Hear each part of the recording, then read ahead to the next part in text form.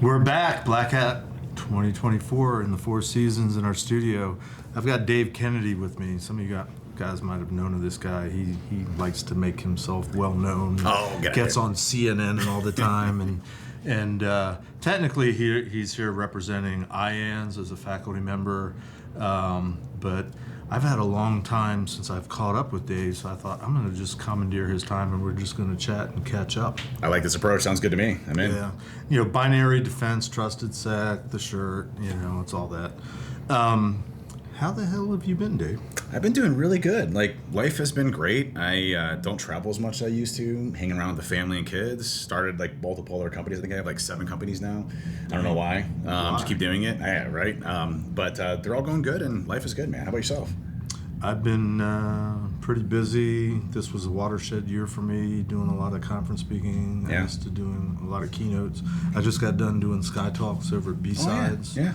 And I was one of the few first timers at Sky Talks, and they were introducing the concept of Sky Talks and saying, well, it was 3-letter agencies that got a bunch of people in trouble. That's why we tried to create this. I'm like, hi, I'm from one of those three-letter agencies. Yeah. And you and I have some sort of common background. Similar background there. Certain 3-letter agency. Well, I think that's what's crazy. You look at the keynotes that have happened, previous in the years. You have CISA this year.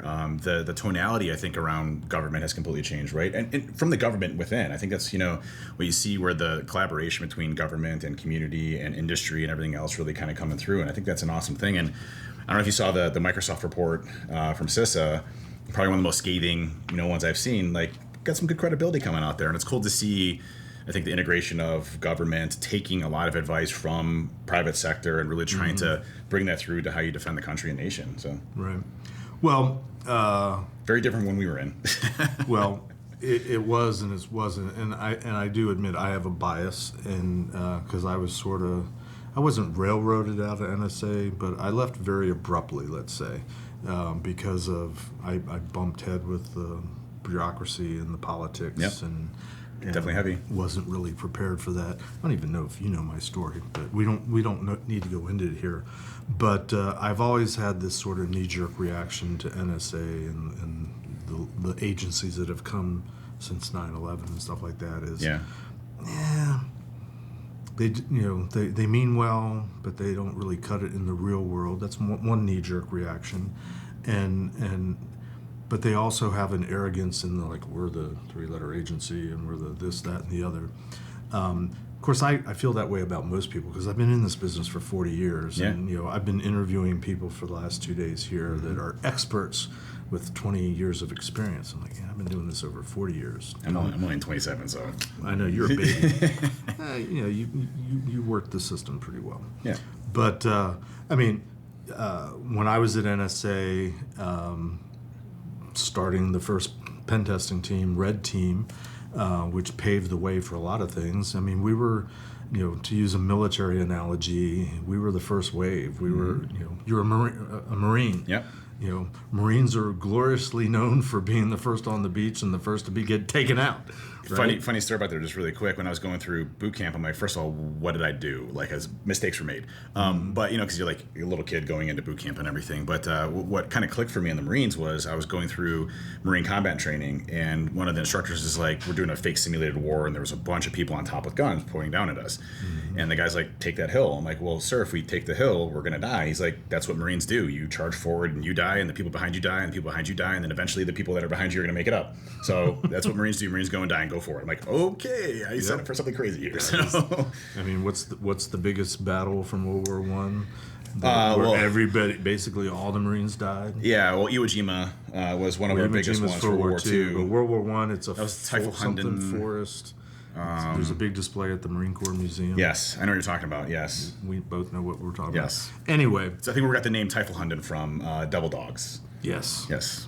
But anyway, the point being bleeding edge in a sense in an organization like NSA that was very politically minded, bureaucratic, necessarily political, and very conservative really in its approach to things.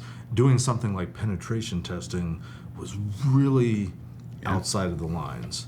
I want to take a moment to share one of the people that at NSA that was behind the scenes, that was really supporting getting NSA to move a little bit forward and get into the 20th, 21st century and internet technology, a woman named Becky Bass.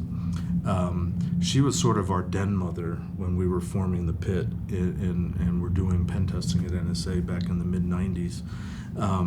She was instrumental in a lot of the moving forward at NSA. She came out into the private sector.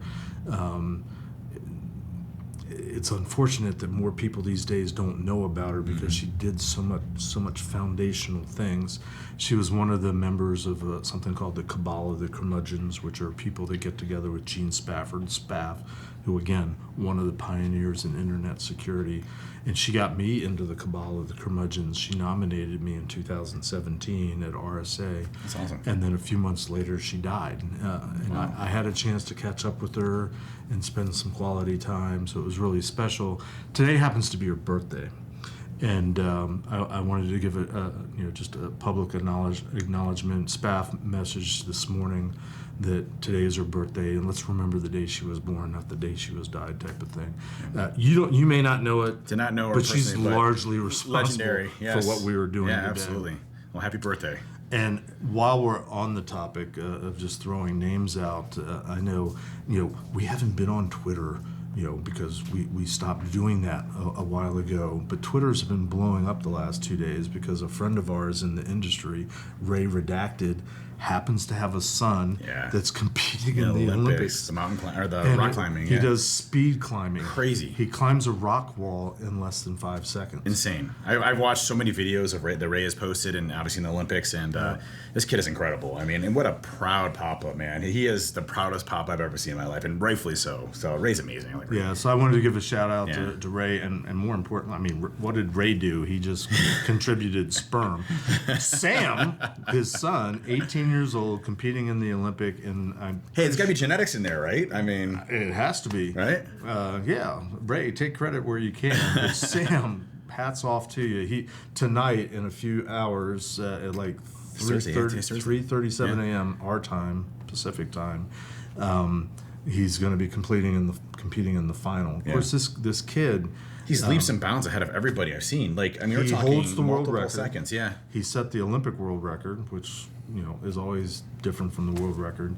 When he did the quarterfinals 2 days ago, one of the guys that competed before him tied his record. Okay, and then moments later he broke the world record. Oh my gosh. Incredible. Yeah, to see videos, it's just crazy. Oh, yeah. Completely off topic, but I wanted to shout out to Sam. We're rooting for you. You're going to bring home the gold. Come on, bring home the gold for us. And just, I don't know if you're old enough to remember the movie Pretty in Pink. Yeah. I'm pretty sure it's that movie where there's a scene in it where Molly Ringwald's dad is talking about staying up one night all alone watching on black and white TV a soccer game with Pele and just tears streaming down his face because there's just the majesty of seeing Pele doing what he was doing. I had that moment yesterday when I woke up and I saw the video that Ray posted of his son breaking the world record at the Olympics. It's amazing. Absolutely amazing. Has nothing to do with cybersecurity, but it's just so freaking cool. Yeah, absolutely. To know somebody that is part of the whole Olympic situation. Anyway, where were we? Pen testing, the history, NSA, blah, blah, blah. You had a history at NSA. You were there after me. I was. I didn't spend a lot of time there because I was deployed a lot to the Middle East. You were active duty while you were. I was, yeah. So stationed. Marines active duty. I got out as a sergeant, E5, and was actually stationed out in Hawaii at the RSOC in Kenya, and then did a lot of stints over at Fort Meade, and then deployed twice to Iraq, and then one to Bahrain, Afghanistan. So Bahrain initially, and then Afghanistan when we went in during Operation All those Freedom. little skirmishes in the desert. Just little ones, little tiny ones, yeah. But it was interesting because the what you guys and gals paved the way for then was very much recognized, in what we were doing out there. Everything, recognizing how we can leverage cyber warfare as a direct kinetic extension of military warfare, right? Mm-hmm. And how that was used in Iraq specifically, in Afghanistan, and the systems that came after that. What we learned, lessons learned, and everything else, even from things like how we tackled IEDs and things like that really came from like a hacker mindset. So a lot of cool things happened after that continued to go to today, which is insane. So I mean, we still have the best hackers in the world. I'm interested in your perspective. I came out of NSA 28 years ago, and because I sort of left, let's just say hurriedly. Well, I'll tell you the story someday.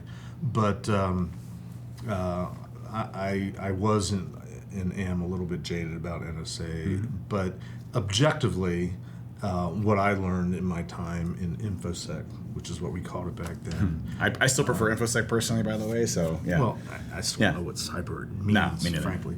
But it's like cryptocurrency, right? It's like but to try to move the ball forward and to be positive and be educational and informative and try to impart wisdom and knowledge, which is what I do. I do definitely see a difference between the DoD National Defense Mission and what I call the real world, where it's just companies trying to make money, make a buck, and spend as little as possible on expenses like security. And I'm interested in your perspective, because you've sort of played in both worlds. And what's your perspective on the differences between national defense and security for the masses, let's say? Yeah, I think that's what we've always struggled with, right? Is, the government essentially has an unlimited ticket of printing money to do what they need to shore up defenses. Now, has that always been the case? No. I mean, you look at, historically, I would say, public-facing things haven't necessarily been the most secure. They look at cybersecurity and IT very much as like a car part, right? Source to the most minimal viable product. Right. Try to get it out of the gate. We saw the issues that happened with healthcare.gov, where the site was crashing all the time, the security issues that came off of that, right? So I think but it depends, right? If you start going into like the classified systems and networks, we do it the best, right? With our cryptography and how we continue to protect that infrastructure and systems, and the amount of money and research that goes into offensive tooling and capabilities. I mean, we can talk a little bit about the shadow brokers dump, and you look at that and it's. It was a page out of a history book, because the way that they were exploiting, albeit magic, was still very archaic in how we look at things today. Like a lot of the other nation states, like Russia and China, move more towards social engineering, leveraging legitimate tools that can be burned. Whereas we had this massive cache of like massive weapons of 0 days and undetectable stuff, the secret sauce stuff that you would expect the NSA to have. Right. But each one of those exploits, if you know where they come from, it's hundreds of millions of dollars of investment to get those types of things, whereas, you don't typically have that type of capability here in the States. And I think that's the problem we run into between, private sector and public, is that, private sector doesn't have unlimited budget and staffing and doesn't have an army of people to develop these types of defenses. Right. And then you start going down to, let's just take the big corporations out of it. You go down to small to medium-sized businesses, they sure as hell don't have the ability to adopt newer technologies. Well, it's quite literally the difference between the 1% and the 99%. 100%. You absolutely nailed it. Most we're here at Black Hat, and we do RSA, and this whole cybersecurity industry is focused on the 1%. It is. There's no question. And that's what I've really tried helping out as much as I can to small to medium-sized businesses, whether it's through releasing information or open source tools or ways we can get things out there to make it easier for people. The issue that we face in cybersecurity really is an education and people problem when it comes down to it, because the technology itself is there, I think, to secure it. And honestly, I mean, you've ever been on a pen test before and you go into a customer that has like a really brilliant IT or security person, and it's just locked down to hell and you have nothing, like you have no avenue, your report literally has nothing. And you might get like a weak SSL cipher, that's about it. You're like, this is all I got on my report, seriously? I'm gonna look like a total crappy pen tester here. But if you think about it, small businesses, they really don't have that large of an attack surface. So it's much easier to protect themselves if they had the right people and also the right things out of the box. What really ticks me off, if you look at Microsoft, for example, you have to have like the E5 licenses and above to get rules put in place for multi-factor authentication. You need for enhanced logging and enhanced security features. Like that should be out of the box period of everything that we go and do. And the customers have to reduce the security in order for that to happen, right? And we're just not doing that. So we're really shooting ourselves in the foot, I think, when it comes to how we're protecting ourselves and protecting the 99% that don't get that can't afford 24/7 security operations centers. Can't afford code audits and developers to do security code audits. Can't afford penetration tests and red teams all the time. It's like I really wish we had more of an answer for them, because that's the ones that are really struggling. Yeah, it's a real paradox from where I sit, because I hate to say this, but I've been doing PCI for 20 years now. And what I loved about PCI at the very beginning was it gave me an audience to companies that I'd been trying to sell security to for a couple years anyway, and they didn't understand it, but they knew they had to do PCI. They knew they had to get the attestation of compliance, and so all of a sudden I had an audience. I'll make a statement. I think PCI was probably single-handedly the most responsible for getting security to the masses. Period. Like you heard it here. Yeah, you've heard it from me. How many times? That Dave is backing me up. 100%. I mean, absolutely agree. No one is going to do security unless they absolutely have to see the reason. Both for it, of your right? companies, the original two, wouldn't exist if it wasn't for PCI. No question. Because there wasn't a market. No, PCI spawned the cybersecurity industry, in my opinion, to where it is today, for sure. Yeah. So, which is interesting. And people because, crap on compliance all the time. Yeah, right? they crap on compliance. They crap on PCI. And when I got first brought into this industry in the hacker community over 10 years ago at this point, and I said I was doing PCI, I got laughed at, I got snickered at, and I got set up quite a few times. Thanks, Jack Daniel, and thanks a few other people.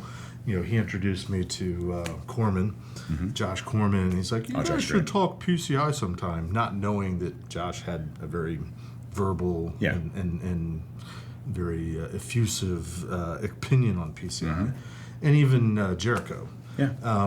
But when I would listen to the pre-record, the recordings of the talks at DEF CON years past, where they were going on and on about PCI, I'm like, yeah, but that's not PCI. You don't even understand what you're doing. You're seeing this much. You're missing the big picture. So what's funny is if you go back and you look at their talks, I guarantee you they talk about, hey, we should be doing network segmentation. We should be, securing with encryption. We should make sure data in transit and at rest is encrypted. Like, you're literally going through the PCI requirements. Right. Like you're literally talking about hardening guidelines, patch management, things that we've all the basics of cybersecurity, not easy, but they're basics, our basics are hard. It's literally probably in all their talks they talked about what we should be doing, yet it's in PCI, right? Yeah, it's all in PCI. It's still all in PCI. But this is not a PCI talk. But, and I got problems with PCI, but it's mostly in the way that it's, enforcement of the rules has always been a problem. But frankly, for organizations, vendors that are trying to sell something to companies, I continuously am amazed at how few vendors understand, and I'll walk the floor tomorrow when I finally get a chance to do that. I have low expectations that any vendor I talk to understands PCI and understands what product they have, how it fits into PCI. Yeah. Because PCI, the way it was introduced to me back in 2004 was, here, this is something we're going to do. And I read through it, and I'm like, yeah, this pretty much covers everything. Yeah.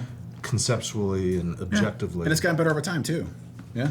Well, PCI was one of the first. It wasn't you. It was John Strand. He did one of his podcasts back in, I think, February. And I'm like, John, why didn't you have me on that? But he was like acknowledging they got a lot right in version 4. And he's like, I hate to admit it.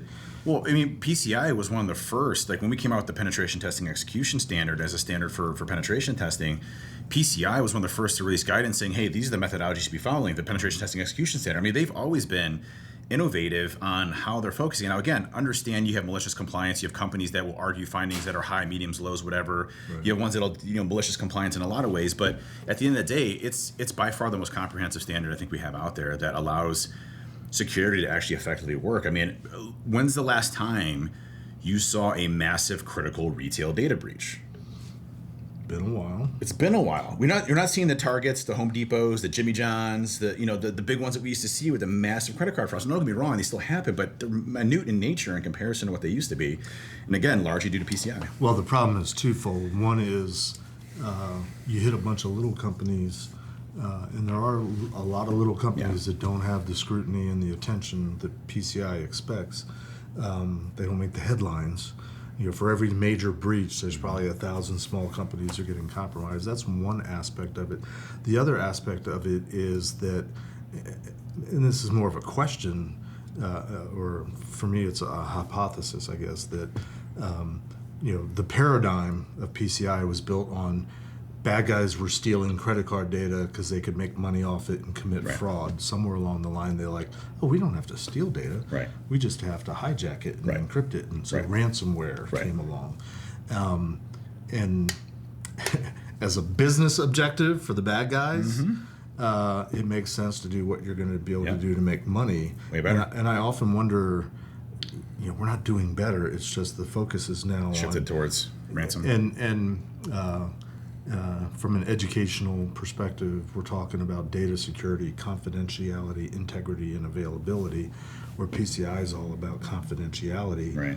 But ransomware is all about availability, Yep. which we as an industry haven't really done a whole lot to protect against. No, I agree. It's funny. I made a prediction about ransomware, and I'll steal a quote from Jake Williams. Mm-hmm. Jake said, "My predictions always come like a fine-aged, long-aged glass of milk," which is not good, obviously. Right. I made the prediction that ransomware is just going to be a fad. This is 10 years ago, and I didn't realize that these ransomware groups would continue to invest in their capabilities, continue to invest in optimization, how they do things, and obviously the adoption of Bitcoin and cryptocurrency and things like that came along with it, and the tracing the money. So the money laundering is the big aspect, right? Sure. Those trifecta of things really smashed that industry into what it is today, and it's really hard to get a hold of. I mean, obviously we see the big breaches we see, but I want to go back to it. The big breaches we see are the 1%. Yep. The rest of the world isn't seeing the 99% that are still being massively nailed by these groups out there from a ransomware perspective. I deal with them all the time, right, and they're not getting the focus and attention. So because they're left in the wind because the 1% is focusing on themselves. So I think I saw you quoted or you posted somewhere a couple weeks ago because of the whole CrowdStrike debacle, and I largely agree with what you said. I mean, those of us that have been around long enough, we kind of saw what was going on, and it could have happened to anybody at one level. Sure. Shortcuts are made. Some of the worst offenders for following security or security people, 100%, and all that kind of stuff. But I also, part of me was like, why were they asking Dave Kennedy? Because fundamentally, this wasn't a security issue. That's very true. That's very true. It really wasn't. It was a availability issue, and performance more of an IT related, right? It was an IT problem. And but I think you get lumped into the security side because CrowdStrike is a security company. Therefore, they want security experts to talk about it.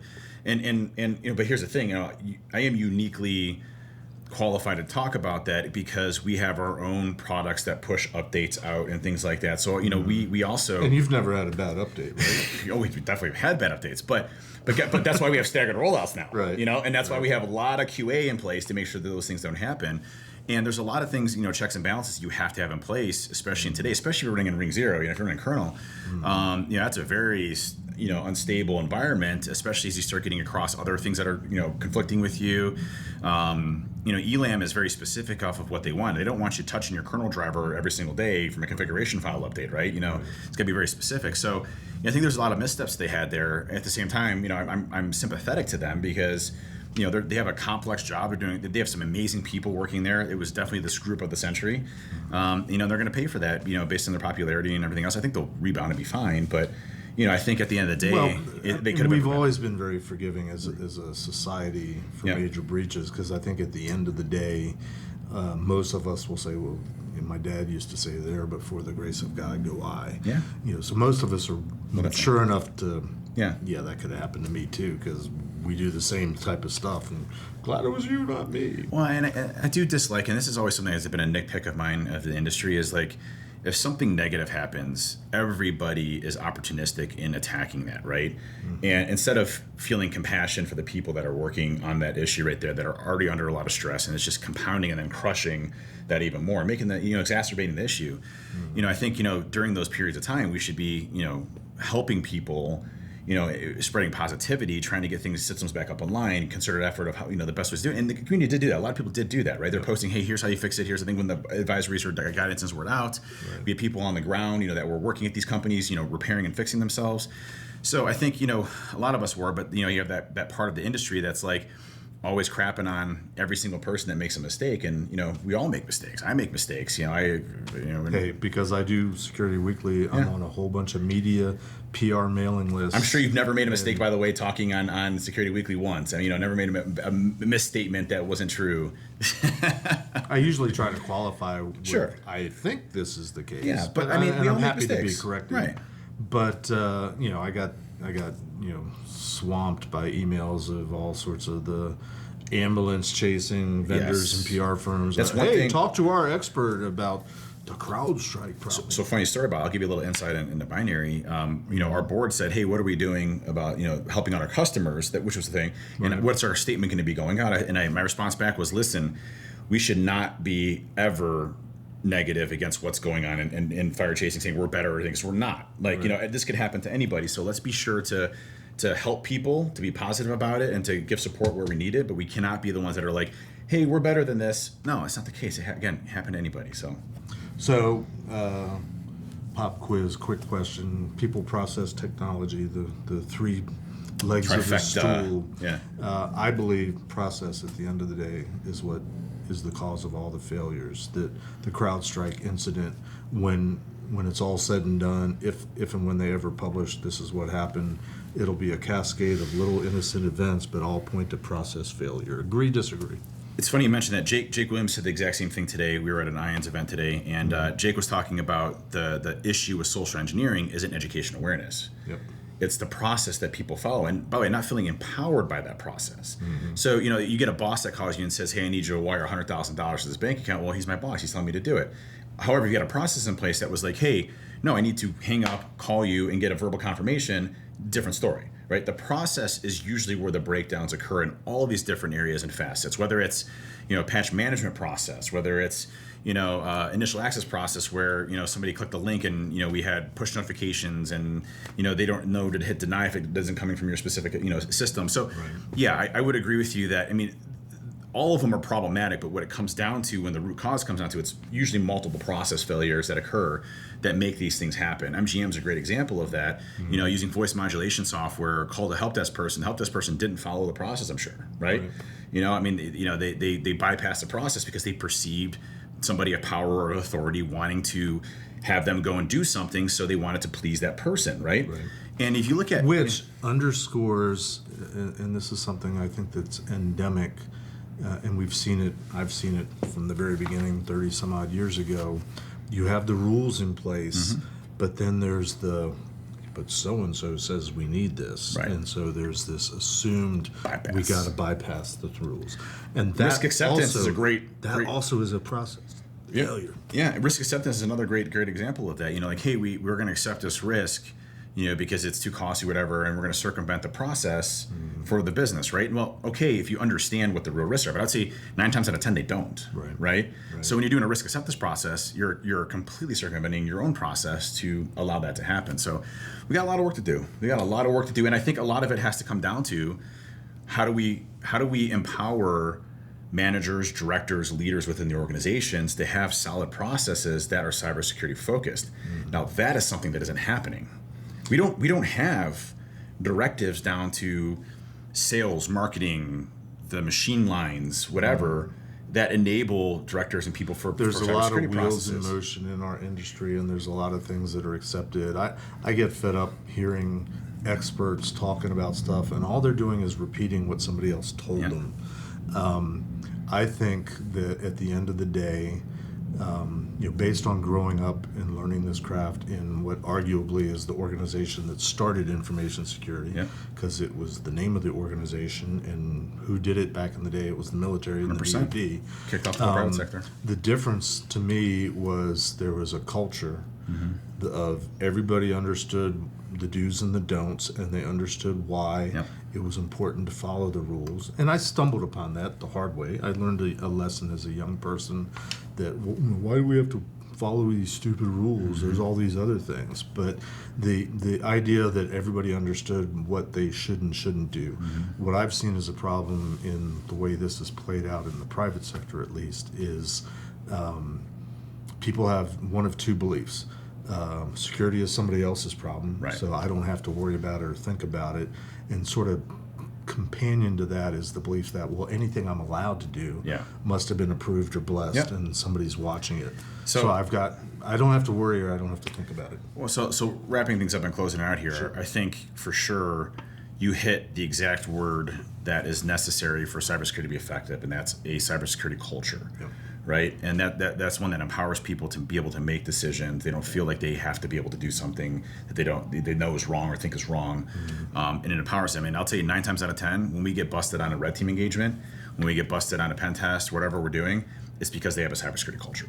Right. Well, we could talk for a long time, could. but I've got things to do. Well, I got You've got things six to do. hours. 6 hours. We can keep going We can keep going for 6 hours. No, I was kidding. until it's time for Sam to win the gold medal. Yeah. All right. Well, thanks for Thanks. coming out Oh, today, good to see Dave. you, It man. was good Pleasure, catching RJ. up. And that's going to wrap us for this session today. Appreciate y'all. Dave Kennedy, IANS, Binary Defense, Trusted Sec, something about a cockroach. Cockroach Trevor. Hashtag Trevor forget. Never, Trevor forget. Trevor forget. That's right. All right. See y'all later. That's going to wrap us for now.